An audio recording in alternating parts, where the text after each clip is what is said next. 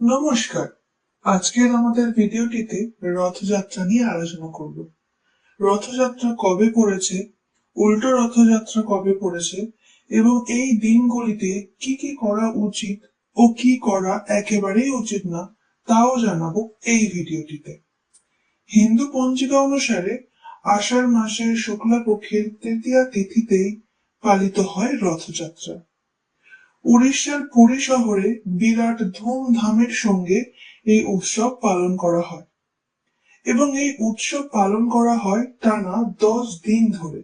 দাদা বলরাম ও বোন সুভদ্রাকে নিয়ে রথে চড়ে মাসি কুণ্ডিজার বাড়ি যান জগন্নাথ দেব। এই রথযাত্রা উৎসব উপলক্ষে লক্ষ লক্ষ পুণ্যার্থী যান পুরীতে। জগন্নাথ অর্থাৎ জগতের নাথ। জগন্নাথ দেব শ্রী বিষ্ণুদেবের অবতার হিসাবে মনে করা হয়। প্রচলিত রীতি অনুযায়ী জগন্নাথ দেবের রথের দড়ি টানলে নাকি শত যজ্ঞের সমান ফল লাভ হয়। এটিও বলা হয় রথের দড়ি টানলে নাকি জীবনের সব দুঃখ কষ্ট দূর হয়ে যায়। জগন্নাথ দেব দাদা ও বোনকে নিয়ে মাসির বাড়ি যাওয়ার পর 7 দিন সেখানে থাকেন এবং 7 দিন পরে আবার ফিরে আসেন। এই ফিরে আসাকেই উল্টো রথ বলা হয়।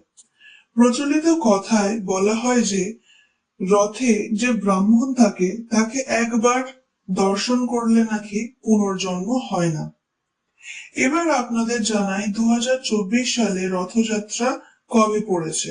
রথযাত্রা 7 জুলাই 2024 সালে বা 22 আষাঢ় 1431 সালে রবিবার দিন পড়েছে। ভগবান জগন্নাথ দেবের উল্টো রথযাত্রা হবে 16 জুলাই 2024 বা 31 আষাঢ় 1431 মঙ্গলবার দিন। রথযাত্রার দিন গঙ্গায় স্নান করলে অত্যন্ত পুণ্য লাভ হয়, তাই এই দিন গঙ্গায় স্নান করা উচিত। এই দিন কোনো গরিব, ভিখারি বা দারিদ্র মানুষদের দান ধ্যান করাও উচিত। তা বস্ত্র হোক বা অন্ন দান করতে পারেন। এই দিন ভগবান জগন্নাথ দেব দাদা বলরাম ও বোন সুভদ্রাকে জগন্নাথে বসিয়ে বাড়িতেই ফুল চন্দন দিয়ে পূজা করা উচিত। উল্টো রথযাত্রার দিন কলমি শাক ও পটল একেবারেই খাওয়া উচিত না। বলা হয় এই দিন ভগবান জগন্নাথ দেব পটলের বালিশ ও কলমি শাকের বিছানায় শোন।